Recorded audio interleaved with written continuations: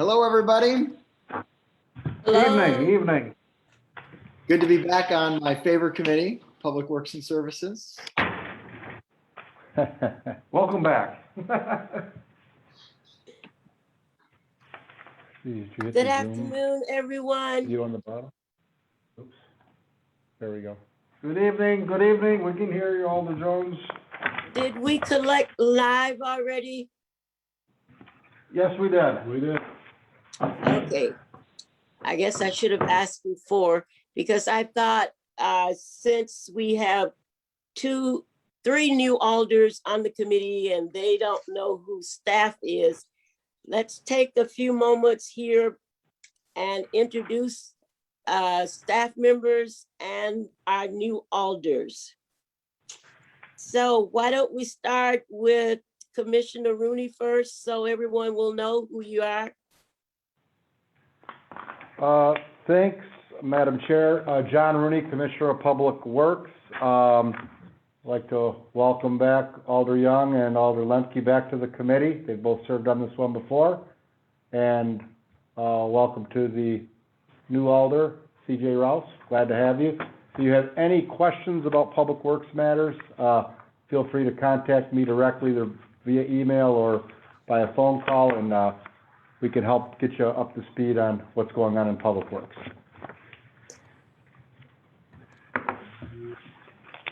Mr. Eeg, would you like to go next? Just the introduction so they'll know who you are. I think everyone would know except Miss Alder Ross would probably be the only one that wouldn't know. Tom Eeg, Assistant Commissioner of Public Works. And I did meet Mr. Ross once before, but again, welcome back, Melissa, Trevor.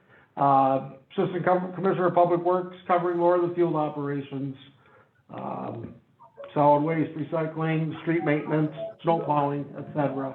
And lift bridges that we'll talk about tonight. Mr. Ritzloff? Good evening, my name is Ron Pritzloff. I'm the Assistant Commissioner of Public Works. I'll be taking over Tom when he takes a smooth ride into retirement, and I'm lucky enough to get the chance to work with him for a few months here before he leaves. I've only spoken with Alder Jones here with one prior meeting. As far as the rest of you, I look forward to working with you. And we have one other person, Attorney Letney down at the end. Would you just like to say hi?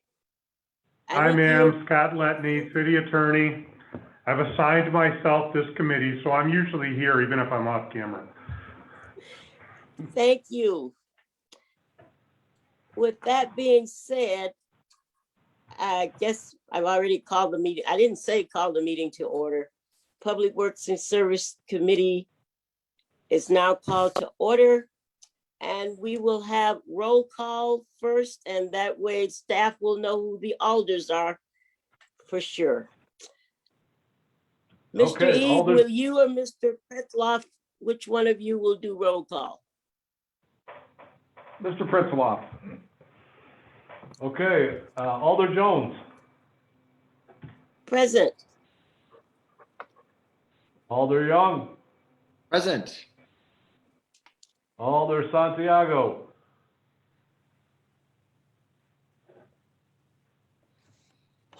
Alder Santiago,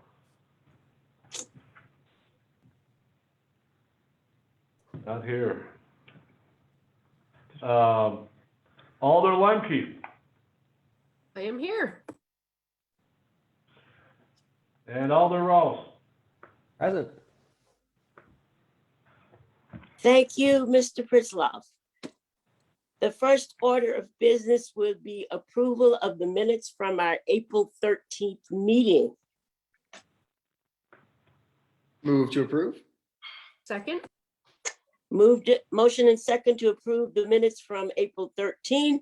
Any questions, comments, corrections? If not, all those in favor, please say aye. Aye. Opposes? The motion passes. Our first item is 0246-21. Mr. Pritzloff, will you be doing the items tonight or Mr. Eeg? Yes, I will, Madam Okay. Chair. Thank you. Go ahead, please. Okay, we have a communication sponsored by Alder Jones on behalf of the Department of Public Works submitting bid results for contract 2021-019 HAF netting and new batting cage. And I'll turn this over to Director Molbeck for discussion. Sure, just to give you a little bit of information, this project is phase 3 of 4 at Horlick Field. This will be netting that will be around the fencing of the baseball field for protection of foul balls, and then also a 2-lane batting cage. This bid came from Oaks. It did come in over budget. So PRCS asked that this item be deferred at your last meeting so that staff could work with Oaks to see if there was ways that a total cost could be reduced somehow. Our department is asking that the project be awarded to Oaks tonight because we were successful in that reducing of the total cost by about $58,000. These reduced or removed items that allowed us to get to that dollar amount will appear at your next Public Works agenda in a form of a change order for your approval. So tonight, we're asking that you approve this project as is so that we can move on with the project. I'll open it up for any questions that you might have. Thank you, Mr. Molbeck. Are there any questions from committee chair? Excuse me, from committee?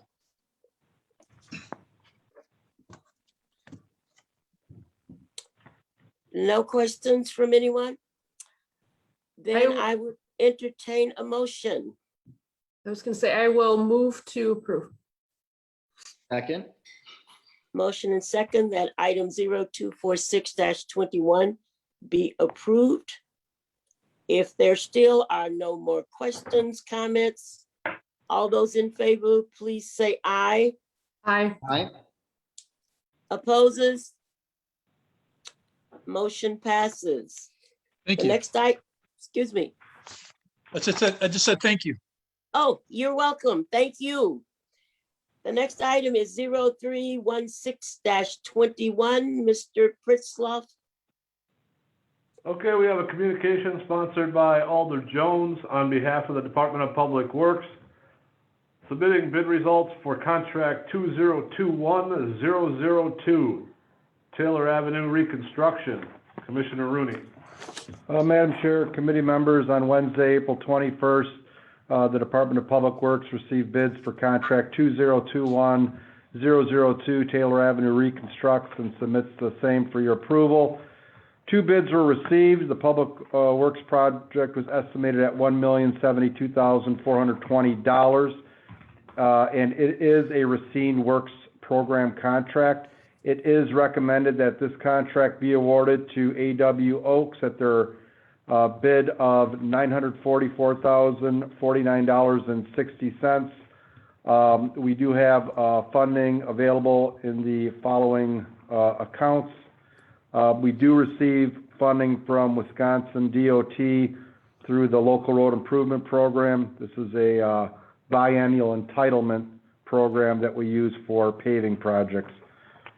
If you have any questions, I'd be happy to answer them at this time.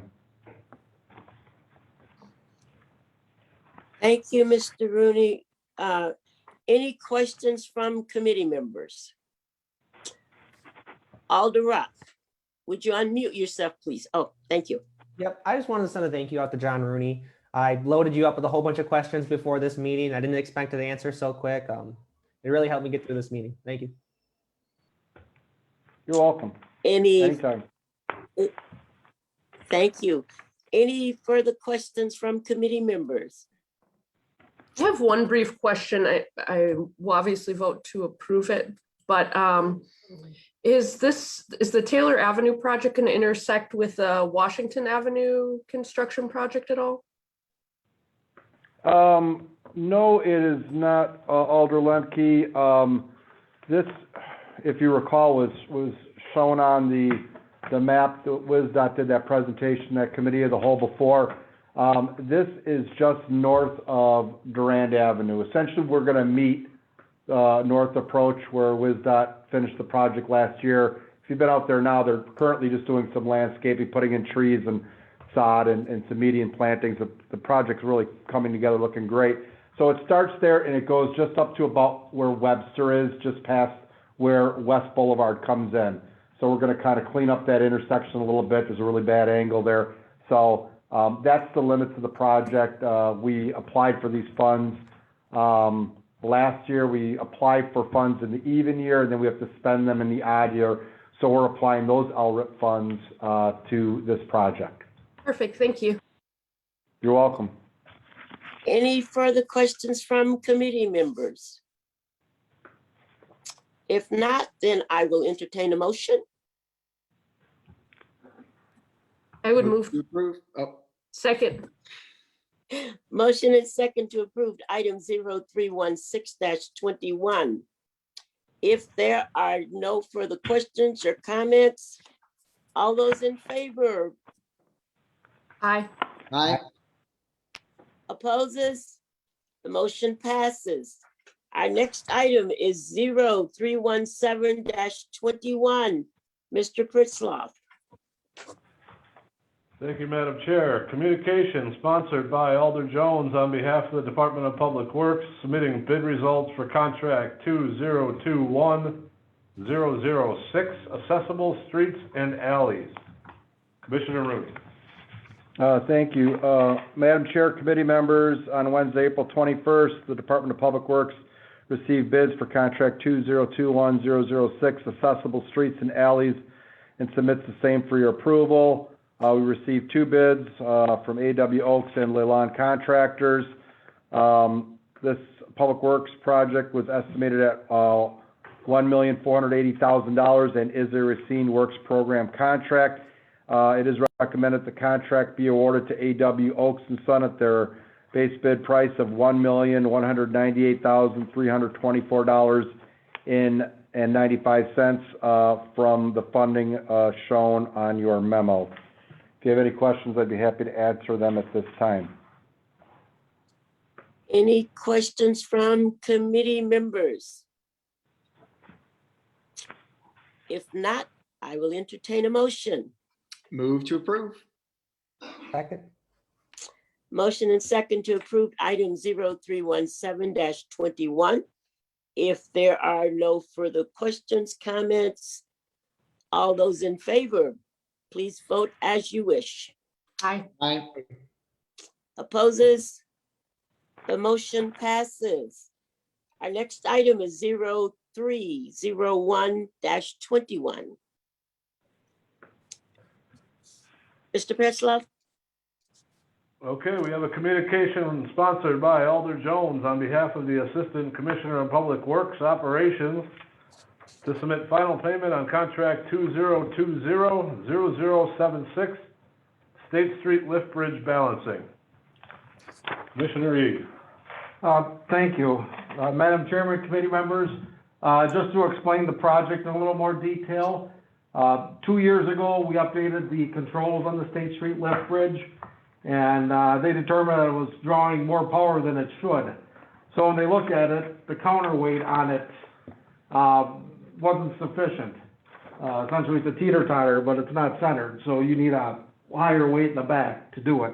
So they determined a means to go ahead, increase the counterweight so it ran in a more efficient manner. So that's what this project was. The work was completed, and we're requesting final payment for a total contract amount of $206,537.04. And again, this is the State Street Lift Bridge. Being on a state highway, this is all reimbursed by the state of Wisconsin. So this was approved by resolution 0759-20, and we again recommend moving forward with final payment. Thank you, Mr. Eve. Any questions, comments from committee members? If not, I will entertain a motion, please. Move to approve. Second. Motion and second to approve item 0301-21. If there are no questions or comments, all those in favor, please say aye. Aye. Aye. Opposes? The motion passes. Our next item is 0282-21. Mr. Pretzloff. Madam Chair, we have a communication sponsored by Alder Jones on behalf of the Assistant Commissioner of Public Works, requesting that the position of the Assistant Commissioner of Public Works be designated as the authorized representative for the Wisconsin Department of Natural Resources CBA/POSF grant application. Okay. The Maritime Pump Out Station at Dodge Street has reached the end of its useful life. Department of Public Works will be replacing the pump out station and seeking a grant from the Wisconsin Department of Natural Resources, AKA the CBA/POSF grant. In order to assist in defraying the replacement costs, the WDNR needs a specific authorized representative to sign the application materials. In addition, that they require that the resolution be worded verbatim according to the WDNR requirements. We recommend that the authorized representative in this matter of the WDNR CBA POSF grant application be designated as the Assistant Commissioner of Public Works, and that the City of Racine Common Council adopt the resolution as written. Questions? Thank you. Any questions from committee members? I just have one. Is there a specific dollar amount that we will be applying for? Madam Chair, we have about a 30% estimate right now, engineer's estimate of $18,000. We're hoping to get 75% of that in grant applications, so hopefully we'll get about $13,000. Very good. Madam Chair, if I may add to that too, the local match will come from Racine Harbor Commission funds. That's a special revenue fund. So it doesn't come out of, the general budget. That's paid for by slip fees, for people that slip at the various marinas and yacht clubs along the Root River and in Racine Recreational Harbor. So this is funded by the Special Revenue Fund for local match. Thank you. Any questions from committee members? If not, I will entertain a motion. Move to approve. Second. Motion and second to approve item 0282-21. All those in favor, please let it be known by aye. Aye. Opposes? The motion passes. Our next item is 0315-21. Mr. Pretzloff. Okay, we have a communication sponsored by Alder Levy on behalf of the Trinity Lutheran Church and School, requesting amendments to the parking restrictions adjacent to their facility. Commissioner Rooney. Madam Chair, committee members, this is a request that was made by Alder Levy on behalf of Trinity School and the parish over there. They had a series of parking restrictions along the east side of Geneva Street. Some we found out weren't even listed in the municipal code under Section 94, which is the transportation ordinances. They were mostly related to your standard no parking, no stopping, no standing, except for school buses from 7:30 to 4:30. Those can be removed, obviously administratively, since they don't even appear in the code, even though they're posted. There was another parking restriction that was in front of the church that's no longer needed. That one we're recommending removal of as well. They don't need the parking anymore along the street. They'd like to open it back up to the neighborhood. They do all of their drop off and pick up on their own property in their parking lot off of, I believe it's Marquette Street to the east. What they would like though, however, is a loading zone added on at the very north end of Geneva Street on the east side, right to the entrance of the school, just for the purpose of picking up and dropping off kids who maybe had appointments or who get sick at school. But they'd like to open this back up to the neighborhood. So, we have made, recommendations to change section 94 of the Muni Code related to no parking, at any time and, no parking loading zone from 7 AM to 4 PM, and would ask for approval of the same. Thank you. Any questions from committee members? Alder Young. Thank you, Madam Chairwoman. I do have a question about process. Alder Levy's term has expired, and so I'm wondering if this communication needs a sitting alder to sponsor, or if this is fine as it is heading to council. This might be a question for the city attorney. I think because the communication was entered while she was an active alder, it's acceptable. If you would feel more comfortable having somebody on this committee, for example, sponsor it, that's certainly acceptable too. Well, if it works, I'm happy to leave it as is, but thank you for that. I'd be willing to co-sponsor. I went to that school, grew up in that area. I like that move.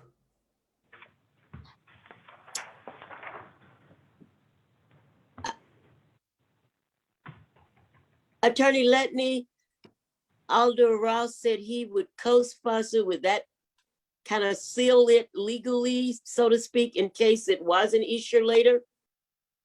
That would satisfy everybody's concerns, I think, so. Okay, then if we can add Alder Ross to the item as co-sponsor. Any further questions from committee members? If not, I would entertain a motion. Move to approve? Second. Motion and second to approve item 0315-21 with the addition of Alder Ross as co-sponsor. Any further questions, comments? If not, all those in favor, please signify by saying aye. Aye. Hi. Opposes? The motion passes. Thank you, Alder Ross. Our next item is 0318-21. Assistant Thank you, Commissioner, Madam Chair. We have a communication sponsored by Alder Jones on behalf of St. Joseph's School requesting to close off St. Patrick's Street from North Wisconsin Street to Erie Street on May 24th and 25th, 2021 for an outdoor event. Commissioner Eeg. Madam Chairman, committee members, the school's on the south side of St. Patrick's Street, and their parking lot is on the north side of the street. So what they're asking for is to block off the street so that they can have an outdoor activity with their students for those 2 days. The formal stipulations that we have for a street closing include that they need to submit a hold harmless agreement, and a $75 processing fee. Liability insurance certificate has to be filed. Any overtime costs by city departments would be charged to them. Typically, it doesn't happen, but if something were to happen, it's in there that they'd be responsible for it. They need to notify abutting property owners that the street's going to be closed within 72 hours of it being closed. The fee is $250 for a special event fee for closing the street. Essentially, that's the details of it. We drop off the barricades and they shut it off. So we see no issue with it. This should be approved with the stipulations as outlined. Madam Chair, if I can add to that too, this is an item that was sent down to the Public Health Administrator for review, since this is a closure for an activity, but she reviewed it, and since it's being done in association with the school and the type of event that they're having, she had no objections to the request thank you. because of COVID-19 concerns. So, thank you. Any questions from committee members? No, my only question was about the health thing, so I would motion to approve. Second. Motion and second to approve item 0318-21. If there are no further questions or comments, all those in favor, please signify by saying aye. Aye. Right? Opposes? The motion passes. Our next item is 0320-21. Mr. Pritzloff, Madam Chair, we have a communication sponsored by Alder Jones on behalf of the Commissioner of Public Works, submitting the plat for the Lake Michigan Pathway Phase 4, WISDOT project number 1693-34-76. Commissioner Rooney. Madam Chair, committee members, we are resubmitting the right-of-way plat for the Lake Michigan Pathway Phase 4 project. Revisions were made to some of the utility parcels for temporary limited easements that were required for grading on those parcels. The original submittal of the plat and relocation order was approved by this committee on February 23rd, 2021, by Common Council on March 2nd, 2021. There's no fiscal obligation from the city required. The project will begin this summer and be completed later this year. If the committee agrees, the appropriate action would be to approve the revised right-of-way plat and authorize the signature of the plat so we can get it registered and recorded at the Register of Deeds. thank you. Any questions from committee members? If not, I will entertain a motion. Move to approve. Second? Motion and second to approve item 0320-21.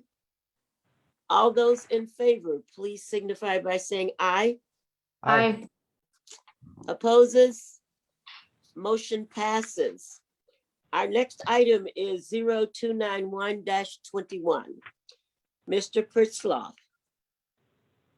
Okay, we have a communication sponsored by Alder Coe on behalf of Rick Onion from Amos Los Tacos, requesting permission to utilize the lawn area adjacent to the Chute parking ramp as a sidewalk cafe location.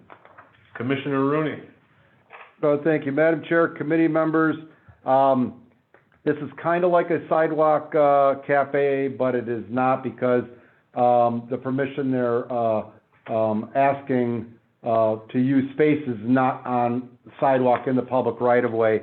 It's actually on the grass area in front of the Chute ramp, adjacent and to the north of Amos Los Tacos.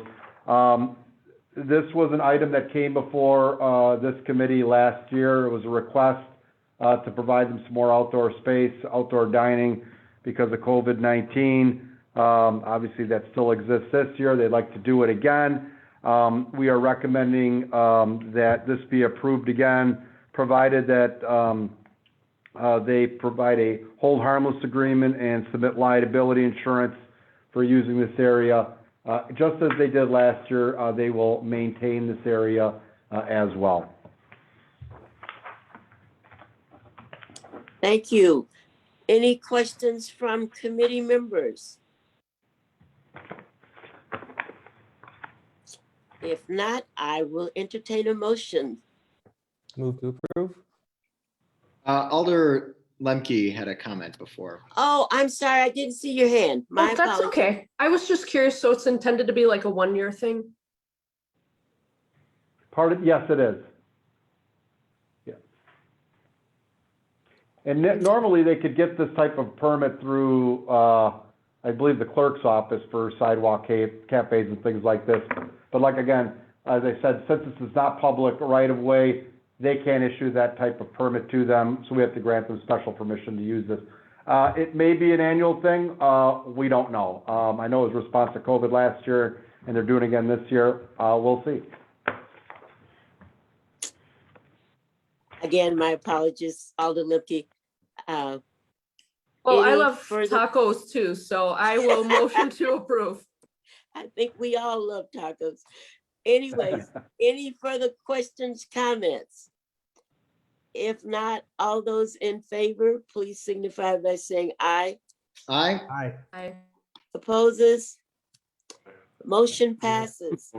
Our next item is 03. Madam Chair, Yes, we got a motion, but I don't believe we got a second on that.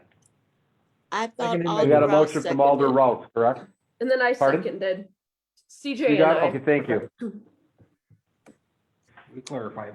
Thank you. Are we all set? Okay. Thank you. Our next item then is 0308-21. Mr. Pritzloff. Okay, we have a communication from Alder Young and Mayor Mason presenting proposed ordinance 0006-21, electric scooters. Ma'am, Kara Pratt from the mayor's office is available to speak on this, but she'd need to be promoted to a presenter. If there's a way to do that. Yeah, Phil, would you promote our Mrs. Pratt to, I actually can't because I'm not a co-host at this time, so they'd have to do it upstairs there. okay, You should just be able to hover over her name or click on her name and do more and then promote. James not on here though. Hang on. Click on attendees. You're looking at the panelists. Oh. Attendees are on over on the right. There she is. Okay. So I'll go to more. I'll make her panelist. Okay, Can you hear me? Kara, are you out there? Yes, can you hear me? we can hear you. Okay. Good evening, everyone. I'm here to speak on the ordinance 0006-21 on electric scooters. I will share that this ordinance was drafted because the city of Racine was contacted by an electric scooter company with interest to bring scooters to the city of Racine. So we created a task force internally with 7 departments. So involved departments include the mayor's office, Public Works, Parks, the police department, the development department, the attorney's office, and the clerk's office. And we came together to help understand how we could draft an ordinance that would provide a safe environment for electric scooters to operate within the city of Racine. So I will walk through this ordinance briefly, and fortunately we have Attorney Letney also available to answer some of the legal questions. So the best way to think of this ordinance is in 2 parts. First, this ordinance creates a commercial electric scooter business license. And second, this ordinance dictates how scooters may be operated within the city of Racine. So this item may elicit several questions, so I'd like to draw everyone's attention to the plan of operation, which itemizes the details a potential applicant must include in the application. So in setting up the license for electric scooter operation, the licensee must submit an application to the Public Safety and Licensing Committee. So some of the questions people might have to do with the zone of operation, hours of operation, number of devices, age restrictions for operating electric scooters, plans to respond to safety or maintenance issues, or plans to respond to improperly parked devices. And just a reminder to everyone that those questions would best be answered by the potential future applicants, not by city staff. Some other points I would like to draw people's attention to. Certainly within this ordinance, we would require a certain standard for electric scooters in terms of tires, an operational horn, a brake, lamps and reflectors, and contact information for the potential scooter company that would be operating. In addition to that, there's pretty extensive insurance that's required and indemnification language that perhaps the city attorney could speak to after I'm finished. And beyond that, this part of the ordinance looks much like other licenses that have been created by the city of Racine. So now I'll talk about the second part of the ordinance, which has to do with dictating the operations of a scooter, so the scooter driver themselves. So some details that came out of our task force, we have identified that it is most safe for scooters to operate on roads that have a speed limit no more than 30 miles per hour. And also that sidewalks and pathways will not be permitted for scooter operation. So that's any sidewalk within the city, not along the Root River or Lake Michigan pathways, and also not within Monument Square. So the best way to think about this is that a scooter will operate where bikes are currently permitted to operate. So think of this as if scooters could operate in the bike lanes on city roads. An additional point that I will bring up that came up in our task force is related to parking. So scooters are not permitted to be parked upon any roadway so that they interfere with free passage of vehicles or pedestrians. So any sidewalk in the free passage where pedestrians would be walking, any transit zone, loading zone, disabled parking or accessibility zone, emergency zone. And so this is something that in our research was quite common, that these scooters were parked improperly. And so we wanted to make it clear in our ordinance that this is restricted. Beyond that, I also would like to draw everyone's attention to the sunsetting of the ordinance. So as it stands now, this article shall remain in effect if passed until 11:59 p.m. on December 31st, 2021, unless suspended or earlier terminated or modified by the Common Council. So this is important language because it means that we would consider this ordinance just for this calendar year unless it's extended or earlier terminated. So beyond that, I will pass the microphone to our city attorney in case there are any other points that should be addressed. Thank you, Mrs. Pratt. Attorney Ma'am, I Letney? just say, yes, ma'am, the sunset provision relates to the licensing of a commercial electric scooter business. The operations of electric scooters would stay in effect. That doesn't have a sunset, so it would be adding something to the traffic code essentially. But it's the idea of licensing a commercial electric scooter business that kind of exists for this year, and then the council can revisit to decide if it wants to continue it or not in the future. Thank you, Attorney Letney. Can we pause just for one moment? I see a hand, Assistant Eek, that I'm not aware of who it is. It's a Michael, it looks like Carveto.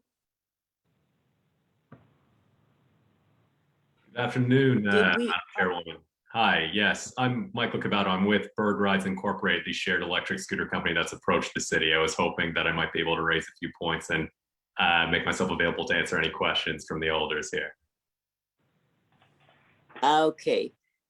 So did you want to make a statement at this time, or you just want to wait till the committee members ask questions and answer in that respect? I would love to make a statement and then answer any questions that come up afterwards.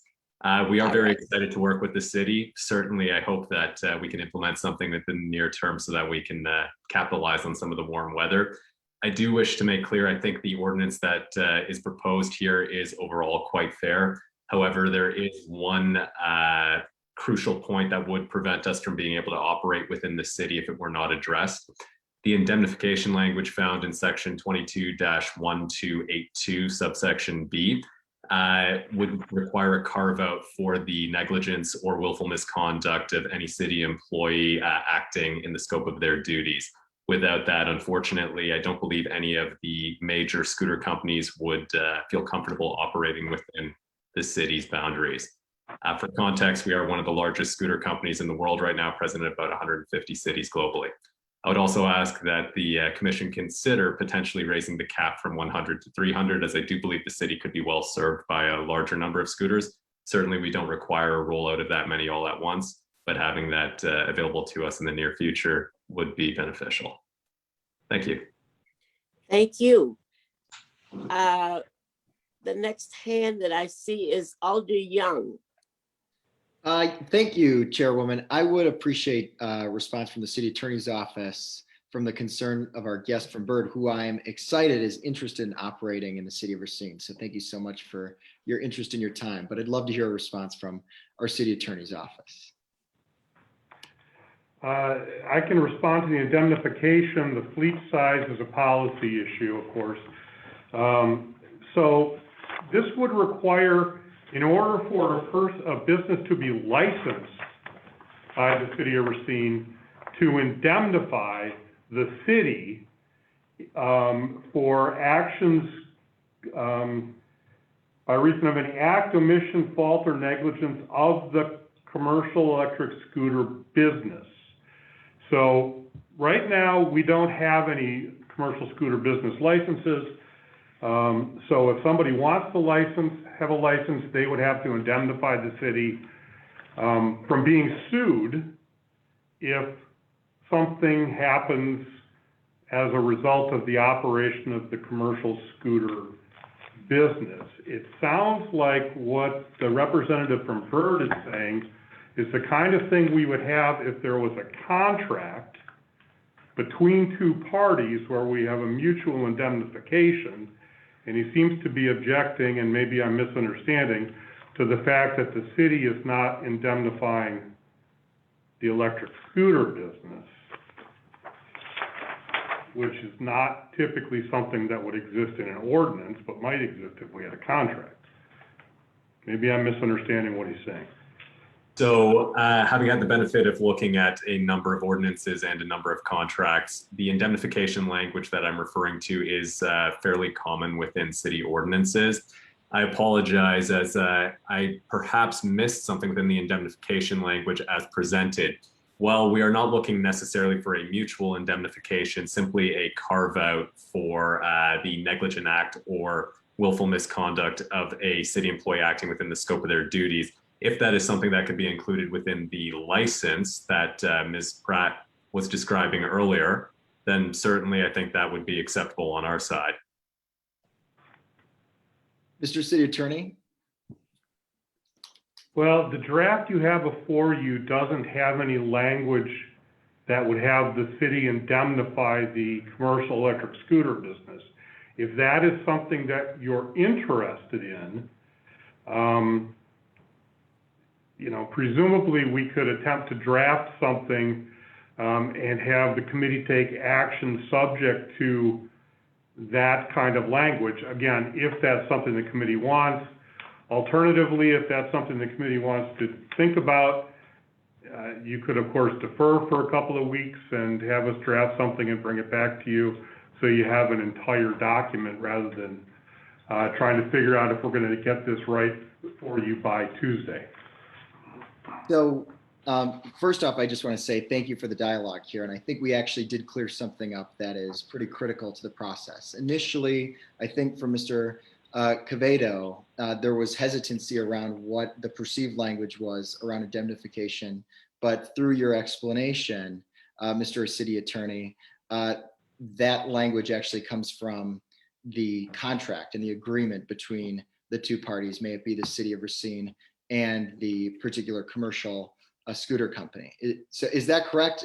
I did that wrong because I know this is an important part of this piece. Well, were there a contract? I mean, if we have a contract with somebody that's building a street for us, we will have indemnification, sometimes a mutual indemnification. So that's what I was drawing a parallel from. Generally speaking, if we license a business, whether it's a restaurant or a taxi cab or something like that, we don't have language indemnifying the business from city's actions because they're asking for permission to operate in the city. Therefore, the Common Council is setting conditions for a business to be granted a license. I'm not saying it couldn't be in an ordinance, it's just it's not common. I would wholeheartedly agree with the city attorney. I think the operations of an electric scooter business are very different than some of the more traditional businesses, such as a restaurant and the like. If it could help expedite things, I can submit the indemnification language found in ordinances within other Wisconsin cities in which we operate.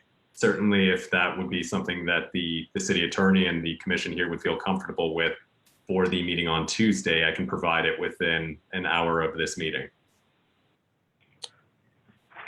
Thank you. Alder Young, did you have further questions? If not, we will move over to Alder Limke. Thank you. Has her hand raised. Yeah, thank you, Jerome. Were you finished, Alder Young? No, I have a comment and then just an additional question. So go right ahead with your question. thank you.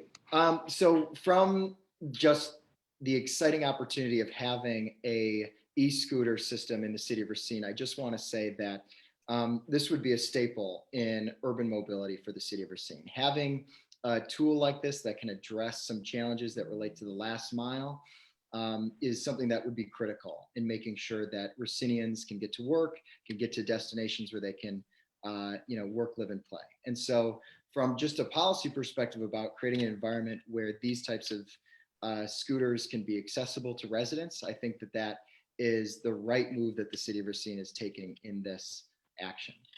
40% of car rides are actually less than 2 miles in length on average, and you've got nearly 60% which are less than 6 miles, and according to the U.S. Department of Transportation. So having these e-scooters could actually result in a large portion of just intercity travel and taking cars off the road, resulting in less pollution, less congestion, and making it easier for folks to get from point A to point B.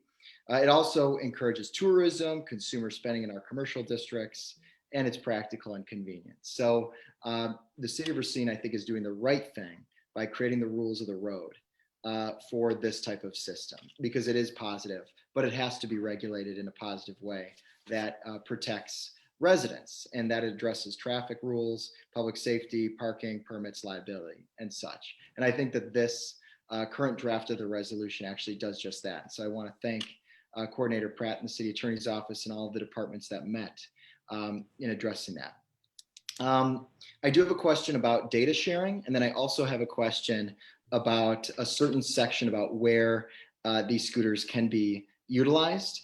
So the question I have about data sharing actually comes from just some research that I've done about Portland, where they shared their data regarding destinations, real-time availability, routes taken, and they were able to, the city of Portland was able to use that data of where residents were going to improve its overall transit system. And so I'm wondering if in this language that we're building around this ordinance, if we're doing justice to making sure that we can work collaboratively with whatever firm comes in to share data so that we can properly enhance systems of transportation. Is that question posed? I mean, you're proposing that question to Mr. Carredo or Attorney Letney, or you just? In terms of the language in the ordinance, if Attorney Ledney could address that, but if Mr. Cavedo would speak to prior experience, that would be wonderful too. Mr. City Attorney, would you like to go first? I'm happy to provide an answer on our side if you prefer.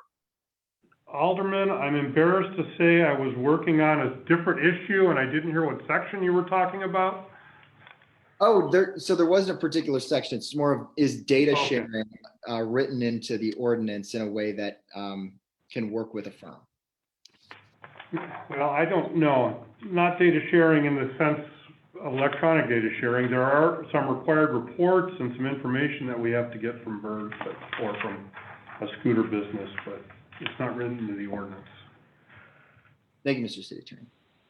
Alder Young, in answer to your question, regardless of whether it was required within the ordinance or not, we would provide the city with real-time data dashboards that would include all of the information that you described that could be looked at and utilized to help evaluate the city's current transportation patterns as you see fit. Excellent, thank you. And I believe Coordinator Pratt, I know we worked on this earlier. Would you be able to speak to that question? Yes, Alderman. So I will draw everyone's attention to section 22-1279 in the plan of operation part B, item 9. There is within the application plan to provide the city with fleet and ride activity data for all trips starting or ending within the zone of operation on any device within the licensee's fleet. So there is an aspect of data sharing that would be required within the application. Perfect, thank you. And then my final question, I know, Chairman, we want to make sure everybody has an opportunity to contribute. My final question is regarding section 66-1205 on page 8, which is C2. And I'm glad Director Moldick is on the line here because it's about access and usage of the electric scooters on the Root River and Lake Michigan pathways. And my initial thought is that we would want to encourage that just because those are areas that would be popular for tourists, popular for recreational travel. And so I'd just like to hear from the Parks Department or from somebody in Public Works about why that would be exempted from use. Well, right now, the policy is that there's no motorized vehicles on any of the pathways through the park system. It just is a safety measure for people that are walking, riding their bikes, those type of things. So at this point, we said that it's not forever not being able to use it, but in the beginning, we prefer it to stay the way it is and see how it works on the roadways. And maybe at a later date, if things work out well, we may look at changing that policy on the pathways. Perfect. Thank you. And thank you, Madam Chair. Thank you, Alder Young. Alder Lippke, thank you for waiting. No, that's fine. Thank you. I'm glad we're getting all of our questions answers, and thank you, Madam Chair. I just wanted to say that I agree with the language, the way it's drafted. You know, with respect to the parks and what have you, there are people who have dogs, you know, bunches of kids, and I think it makes sense to just start out with not having them there. And I like the idea also, as Attorney Letney said, of just kind of, because this is not specific to one business, but this is like the overall licensing criteria policy. I think it makes sense to have the language as it is, and then, you know, to have all the hold harmless mutual indemnification language in the specific contracts with each business. My one question, I don't know, maybe it would be for Kara, is, you know, in reading through the draft, it talks about where, for the most part, I see where scooters cannot be parked. So I don't think I saw where it can be parked. Is it the intention to park them on the roadways in the sort of not driveway emergency vehicle kind of area? Sure, thank you, Alderwoman. So the best practice is to park upon the sidewalk, but so as not to interfere with free passage. So typically these scooters have sort of a kickstand so that they can stand upright and occupy as little space as possible, and then sit adjacent to a bike rack or adjacent to a light pole, certainly not near a fire hydrant or anything like that. I can provide some images in anticipation of the Common Council meeting if this item moves forward to better clarify where parking is permitted. I think that makes sense. I just bring it up because, you know, I've seen scooters in other cities just kind of lying around like across sidewalks and stuff. And so I'm just, you know, kind of curious how we'd enforce that or deal with that or what have you, but that makes sense. Alder Lippke, are you finished? Do you have any further questions? Alder Ross, thank you so much for waiting. Thank you, Molly. My question refers a little bit to the enforcement of these penalties. I'm looking at page 6, section 22-1287, the penalties. Now, I noticed you mentioned those two areas of restriction, Tom. I'm wondering, is that a dual coverage? Because I know motor vehicles are already not allowed. I'm assuming there's a penalty already for riding motor vehicles on those bicycle and walk lanes. And I'm also curious then, in my district, there's the bike path that cuts through along West Boulevard. Since that's not specifically added to this, would that only then fall under whatever penalty there is for riding a motor vehicle and not this additional one? And that could be for Scott, city attorney as well. So Alderman, the penalty provision that you're looking at relates to violations by the commercial scooter business of the requirements of a license. If you flip back a couple of pages to 66-1206, that's the penalty provision for electric scooter riders. Okay, so they're different. But to your second question, the only specific pathways that are named are the Root River and Lake Michigan pathways. Is that bike path he's talking about considered a sidewalk for these purposes, Commissioner? Madam Chair, if I may, to address the city attorney's question, is Yes, that is part of the Root River Pathway System. So pretty much our entire pathway system is either on the Lake Michigan Pathway or the Root River Pathway System. So, I mean, a lot of it kind of looks a little unfamiliar if it doesn't traverse the river or along the lakefront. You may think that, you know, you're not on one of those particular pathways, but there are several off-street sections of the pathway system that exist in the city of Racine that are either Lake Michigan or Root River. There is signage to show that wayfinding. You can find that if you travel far enough along the paths. But yes, that one that you're referring to is part of the Root River Pathway. Thank you. Any further questions from committee members? Mr. Corvado, Ms. Pratt, do you have any further input that you'd like to make at this time? Simply that I'm very excited that we'll have an opportunity to work with the city, and I hope within the license agreement we can finalize the indemnification language. Regardless, I think you have a beautiful city that'll be very well suited to a micromobility option. Thank you very much. If there are no further questions, I will entertain a motion. Move to approve. Second. Motion and second to approve item 0308-21. Any further comments, questions? If not, all those in favor, please signify by saying aye. Aye. Aye. Opposes? The motion passes. Thanks, everyone. Our next item on the agenda is 0328-21. Assistant Commissioner.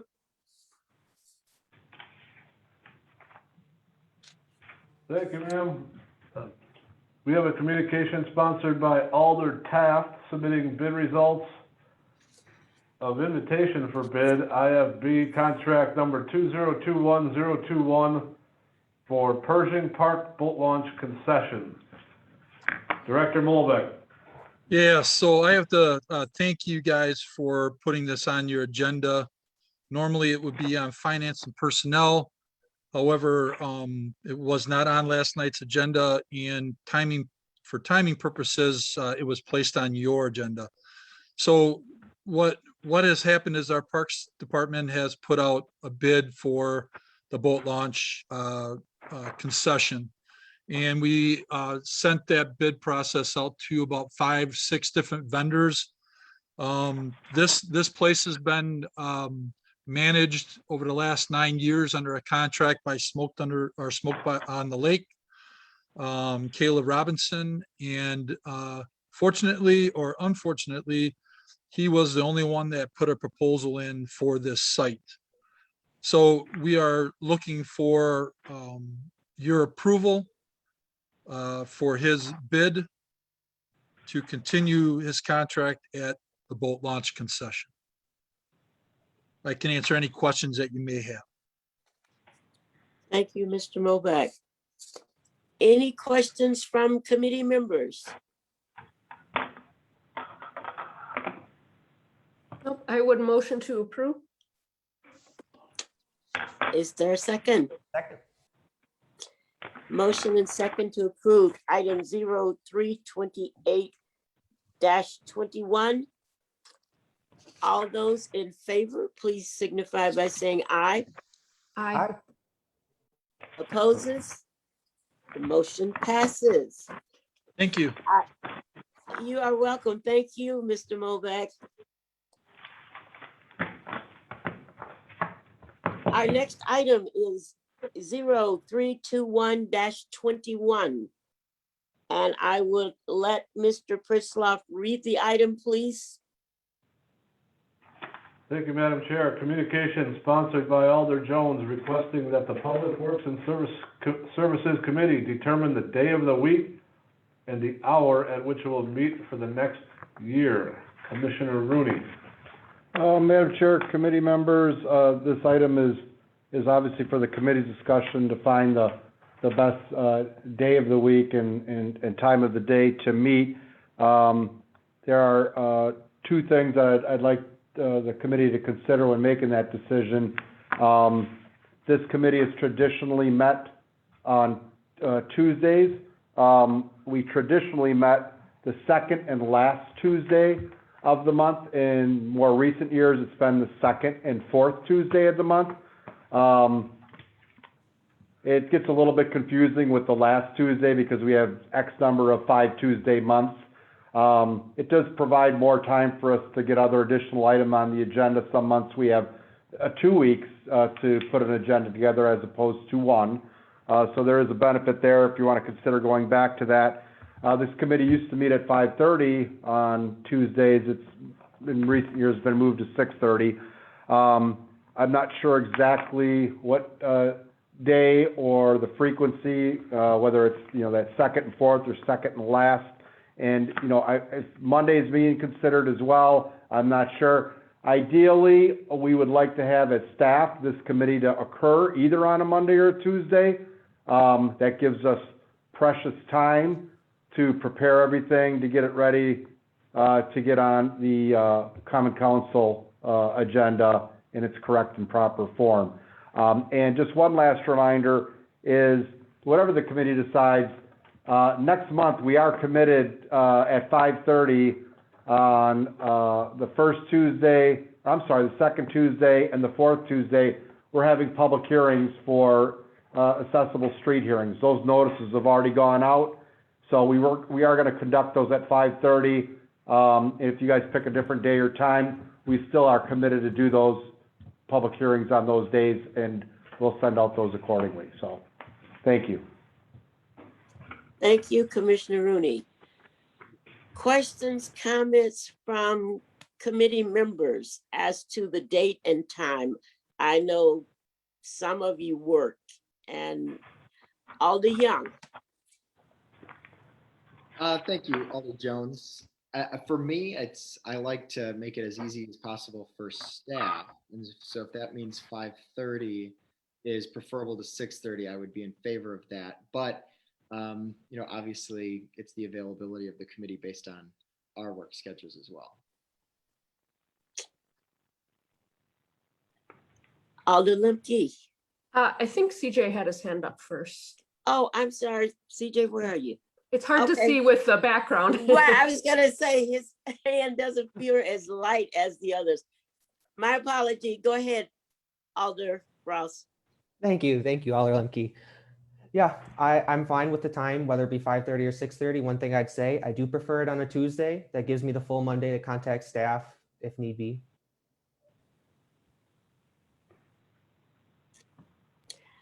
Alder Lemke.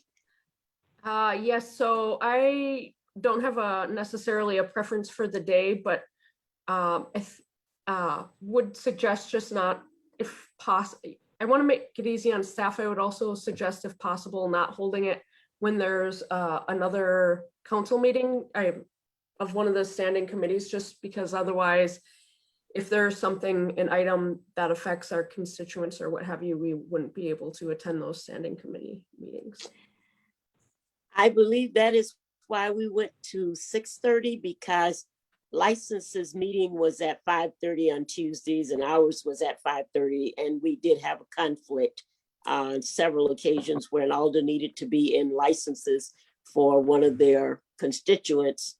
And another one now, since we are on Zoom, I don't believe we have the capability of being on the same time as another committee to be able to stream live. Phil, would you be able to help us with that? Yeah, we are now able to have multiple streams at the same time, so that is Okay. not an issue. That is not an issue. So we can go for 5:30 or 6:30 on Tuesday. Yeah, and I'm open to Monday or Tuesday, whatever's easiest for folks, but it sounded like I don't have an opinion on that one. So would we like to go back to 5:30 then, since we can have multiple meetings going at the same time now? I think it still brings up the issue, though, then we can't attend if there's something that relates to our constituents. I mean, we can sign off, I guess, and go to another Zoom, but. I don't know. What do you guys think, the rest of the committee? Madam Chair, from staff's perspective, when Public Works and Services did used to meet at the same exact time as the other standing committee prior to COVID, when we actually had meetings in committee rooms here, if they were running concurrently and an alder on the committee had to step out, they would just excuse themselves and attend that item. And that's how they kind of got around that situation. It may be a little more wonky, maybe getting off of one Zoom meeting and going to another at the same time if you wanted to attend. I don't quite know how that works. I'm sure it could be done. But committees did exist at the same time back in the day, and they did. They certainly got around that, and they excused members as needed.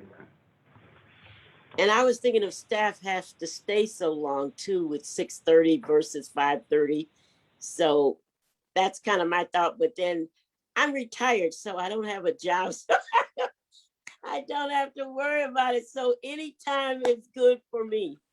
So I will let you guys decide.